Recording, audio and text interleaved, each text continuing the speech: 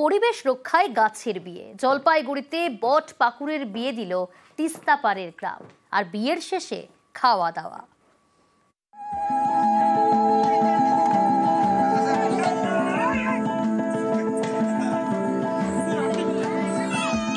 পাত্র বট, পাত্রী পাকুড়, দুই গাছের বিয়ে দিলেন তিস্তা পাড়ের বাসিন্দারা।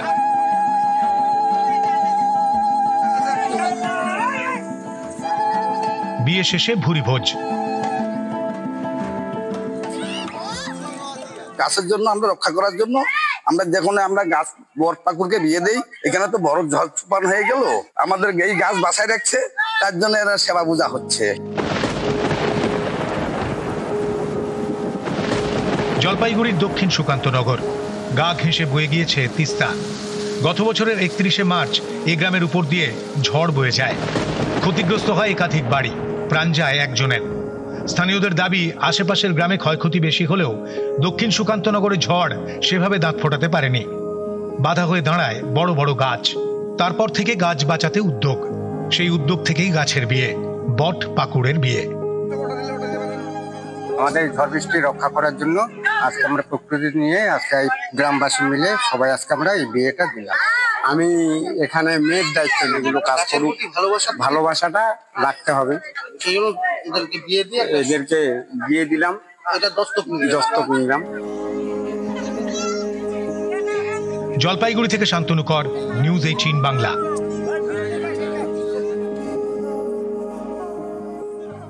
পড়ুয়াদের স্কুলমুখী করতে সরকারি স্কুলের উদ্যোগ। আলিপুরদুয়ারের স্কুলে খাদ্য উৎসব, আর এর জন্য নিজের হাতে খাবার তৈরি করেছে পড়ুয়ারা, বিক্রি করছে। তাদের সহপাঠীরা খাবার কিনছেন। প্রতি শনিবার নানা অনুষ্ঠান। স্কুল কর্তৃপক্ষের দাবি, এতে পড়ুয়াদের উপস্থিতিও বাড়বে।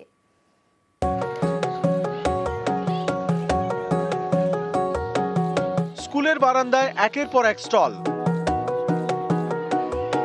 কেউ বিক্রি করছে ফুচকা, কেউ বিক্রি করছে ফ্রুট স্যালাড। নিজের হাতে এসব খাবার তৈরি করছে পড়ুয়ারা, কিনছেও পড়ুয়ারা। এই ছবি আলিপুরদুয়ারের সরকারি স্কুলের। সারা সপ্তাহে যদি পড়াশোনা হয় তো সবারই মনে হয় যে কোনো একটা দিন স্কুলে একটু আনন্দ হবে, তাই পুরোটা সপ্তাহ পড়াশোনার পর আর শনিবার দিন অ্যাটেন্ডেন্স যেহেতু আমাদের নর্মাল ছাত্রছাত্রীদের একটু কম থাকে, তাদেরকে আগ্রহী করার জন্য আমাদের এই প্রোগ্রামটা আয়োজিত করা হয়েছে। আলিপুরদুয়ারের ভোলার ডাবরিতে নেতাজি বিদ্যাপীঠ, পড়ুয়া 1000-এর বেশি। স্কুল কর্তৃপক্ষের দাবি, একটা সময় এই স্কুলে পড়ুয়ার সংখ্যা কমতে শুরু করে। তখনই নয়া উদ্যোগ, অনুষ্ঠানের আয়োজন। এই যেমন খাদ্য উৎসব। পড়ুয়ারাই খাবার বিক্রি করছে, তাদেরই সহপাঠীরা খাবার কিনছে। এছাড়াও প্রত্যেক শনিবার অনুষ্ঠান, কখনো গান, কখনো নাটক। বছরের নানা সময়ে নানা অনুষ্ঠান। স্কুল কর্তৃপক্ষের দাবি, এতে পড়ুয়াদের আগ্রহ বাড়ছে, স্কুলে উপস্থিতির হারও বাড়ছে। পড়াশোনার বাইরে যে শিক্ষা, সেটাকে নিয়ে একটা ক্লাস হয়, প্রতি শনিবারই হয়। আমরা এবার একটু ভ্যারাইটি আনবার জন্য স্টুডেন্টসদের টেস্টটা চেঞ্জ করবার জন্য এটা আয়োজন করেছি। শনিবারটাও যে একটা ব্রাত্য নয়, এটাও একটা ওদের শিক্ষার অঙ্গ, সেটাকে বাস্তব রূপ দেওয়ার জন্য ফুড ফেস্টিভ্যালটা করা হয়। এটা ওদের একটা আনন্দ ফুর্তি প্লাস একটা সৃজনশীলতার জায়গা রয়েছে। 1 আগস্ট থেকে পরীক্ষা শুরু হচ্ছে, তা ওদেরকে স্কুলমুখী করার জন্য এবং ওদের ভিতরে যে ইনহেরেন্ট কোয়ালিটিটা আছে সেইটাকে আরও পরিস্ফুট করার জন্য খাদ্য উৎসবের আয়োজন করছি। এই খাদ্য উৎসবে এই 4টা হাউসে ছেলেমেয়েরা নিজেরাই অংশগ্রহণ করছে এবং নিজেরাই জিনিসপত্র তৈরি করছে, যেটা ইকোনমিক্যালিও হবে আবার হাইজেনিক হবে। আলিপুরদুয়ার থেকে রাজকুমার কর্মকার, নিউজ 18 বাংলা। পঞ্চায়েতের কাজে বরাত পেতে কারসাজি। বেগড়ি পঞ্চায়েতে চাঞ্চল্যকর অভিযোগ। ঠিকাদারের বিরুদ্ধে নকল শংসাপত্র জমা দেওয়ার অভিযোগেই সরব পঞ্চায়েত প্রধান। অভিযোগ মানতে নারাজ ঠিকাদার।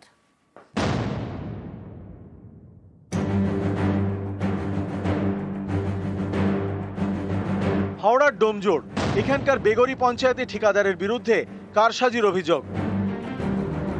পঞ্চায়েতে কাজের বরাত পেতে নকল শংসাপত্র জমা দিয়েছে ঠিকা সংস্থা। এই অভিযোগ তুলেছেন পঞ্চায়েত প্রধান সুভাষ ঘোষ। এই ঠিকাদারের বিরুদ্ধেই শংসাপত্রে কারসাজির অভিযোগ। বেগড়ি পঞ্চায়েতের প্রধানের দাবি, স্ট্রিট লাইট বসানোর কাজের বরাত পেতে জেলা পরিষদে শংসাপত্র জমা দেয় ঠিকা সংস্থা। সেই শংসাপত্রটি নকল বলে জানিয়েছে হাওড়া জেলা পরিষদ। বিধায়ক উন্নয়ন তহবিলে স্ট্রিট লাইটের কাজ ছিল, অন্য গ্রাম পঞ্চায়েত থেকে ক্রেডেনশিয়াল জমা দিয়েছিলেন, পরবর্তীতে দেখা যায় সেটা নকল। আবার জেলা পরিষদ থেকে উনি একটা ক্রেডেনশিয়াল দিয়েছিলেন, ভেরিফিকেশন করে দেখি সেটা উনি নকল দিয়েছেন। তাই এক্ষেত্রে পঞ্চায়েতকে বারবার একই সংস্থা, উনি যেহেতু পঞ্চায়েতে কাজ করেন এবং নিয়মিত কাজ করেন, কিন্তু এক্ষেত্রে ওনার ক্রেডেনশিয়াল নেই, তার সত্ত্বেও উনি জমা দিয়েছে, আমরা বাতিল করেছি। প্রশাসনিকভাবে আমরা ভিডিও কাজে পাঠাবো, উনি প্রশাসনের যে নির্দেশ দেবেন সেটাই হবে। আমি যেটা দিয়েছি সেটা পার্বতীপুর গ্রাম পঞ্চায়েতের সার্টিফিকেট, প্রধানের সাইন করা, সিগনেচার করা সার্টিফিকেট। এই সার্টিফিকেটটার অরিজিনাল সিগনেচার ভেরিফাই করে দেখা হোক এটা জাল কি এটা ঠিক। ডুপ্লিকেট যদি হয় তাহলে আমার কাছে এই সার্টিফিকেটটা আসছে কোথা থেকে, ওটা কে বা কারা কীভাবে করলো ওটা আমার নলেজের বাইরে। এই সমস্যাটা আমার মনে হয় কিছু অ্যালিগেশন বা কিছু করার জন্য এটা করা হচ্ছে, আমার এগেনস্টে একটা চক্রান্ত। হাওড়া থেকে দেবাশিস চক্রবর্তী, নিউজ 18 বাংলা। জমি ফেরাতে কোর কমিটি, বীরভূমের মতো দার্জিলিং সমতলেও কোর কমিটি। কারা কারা থাকছেন এই কমিটিতে আরো ডিটেল জানাবে আবির, রয়েছে আমার সঙ্গে। আবির, দেখো, শিলিগুড়িতে বরাবরের জন্য যেটা জানা যেত সেটা হচ্ছে যে একটা গোষ্ঠীদ্বন্দ্বের সমস্যা, এবং লোকসভা নির্বাচনেও দেখতে পাওয়া গিয়েছিল যে একাধিক ওয়ার্ড সেখানে তৃণমূল কংগ্রেস ভীষণ রকম ভাবে পিছিয়ে যায়। এছাড়া শিলিগুড়ির সমতলে যে সমস্ত বিধানসভা কেন্দ্রগুলি রয়েছে সে তৃণমূল কংগ্রেসের ফল অত্যন্ত খারাপ হয়। এই অবস্থা থেকে বেরিয়ে আসার জন্য বীরভূম এবং উত্তর কলকাতার ধাঁচে গোষ্ঠীদ্বন্দ্বকে মিটিয়ে একেবারে কোর কমিটি তৈরি করে দিল তৃণমূল কংগ্রেস। যে সাংগঠনিক ভাবে যেটা জানতে পারা যাচ্ছে তৃণমূল কংগ্রেসের এই কোর কমিটিতে গৌতম দেব, রঞ্জন সরকার, পাপিয়া ঘোষ, অরুণ ঘোষ, রোমা রেশমি এক্কা, শঙ্কর মালাকার, জ্যোতি তির্কে এবং শোভা সুব্বা এবং মোহাম্মদ আইনুল হককে রাখা হয়েছে। তুমি জানো যে এর আগে একাধিকবার গৌতম বনাম পাপিয়া নিয়ে বিভিন্ন সময় নানা ধরনের চর্চা হয়েছে, নানা আলোচনা হয়েছে, এবং চেয়ারপারসন হিসেবে একেবারে নতুন মুখ সঞ্জয় টিবড়েওয়ালকে রাখা হয়েছে। 2026-এর বিধানসভা নির্বাচনে উত্তরবঙ্গ অত্যন্ত গুরুত্বপূর্ণ। শিলিগুড়ি যে লোকসভা বিধানসভা যে আসনগুলি রয়েছে সেগুলো অত্যন্ত গুরুত্বপূর্ণ। ফলে এই জায়গাতে যাতে কোনো কারণে ফল খারাপ না হয় এবং যাতে কোনো গোষ্ঠীদ্বন্দ্ব যাতে না থাকে, সেই কারণেই হচ্ছে কোর কমিটির কাছে দায়িত্ব তুলে দেওয়া হচ্ছে, এবং একেবারে নতুন চেয়ারপারসনকে সামনে রেখে তৃণমূল কংগ্রেস বিধানসভা নির্বাচনে তাদের যে লড়াই তা শুরু করেছে। বেশ। এসআইআর নিয়ে যুদ্ধংদেহী রাহুল গান্ধী, এমনকি গত লোকসভা নির্বাচনে নাকি ভোট চুরি না করলে প্রধানমন্ত্রী হতে পারতেন না নরেন্দ্র মোদী, এমনটাই আক্রমণ রাহুল গান্ধীর। আর পাল্টা বিজেপির দাবি 100ই তো পৌঁছতে পারেনি কংগ্রেস। রাহুল গান্ধীর কোনো ক্ষমতা নেই, অধিকার নেই নরেন্দ্র মোদীকে নিয়ে কথা বলার। Because the truth, my friends, is that the election system in India is already dead. Please remember one thing. The Prime Minister of India is the Prime Minister of India with a very slim majority. If 10, 15 seats were rigged, and we suspect actually the number is much closer to 70, 80, 100. If 15 seats were rigged, he would not be the Prime Minister of India. We are going to prove to you in the coming few days. We are going to prove to you without any doubt in the coming few days how a Lok Sabha election can be rigged and was rigged. It's very clear that the institution that holds this, that protects this, that holds this, that defends this, has been obliterated and taken over.